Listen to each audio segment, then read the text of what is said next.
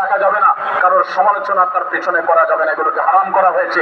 6 নম্বর শিক্ষা 13 নম্বর আয়াতে আল্লাহ বলেছেন আমাদের সবার মধ্যে কারোর কোনো শ্রেষ্ঠত্ব নাই তাকওয়া ছাড়া।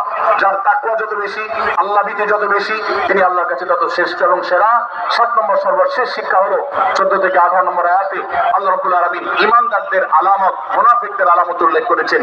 সেখান থেকে শিক্ষা নিয়ে আমরা আমাদের ঈমানকে পরখ করার চেষ্টা করব, আমাদের আমলকে পরখ করার চেষ্টা করব। আল্লাহ তাআলা আমাদেরকে সূরা হুজরাতের আলোকে আমাদের জীবনকে গঠন করার তৌফিক দান করুন, আমিন।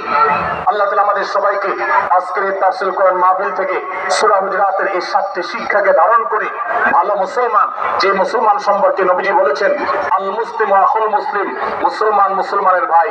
যে হাদিসে নবীজি বলেছেন যে আল মুসলিমু মান সালিমাল মুসলিমুনা মিন লিসানি ওয়া ইয়াদি, মুসলমান সে যার হাত আর মুখ দ্বারা অন্য কোন মুসলমান কষ্ট পায় না, নিরাপদে থাকে। আমরা আমাদের সমাজকে শান্তিপূর্ণ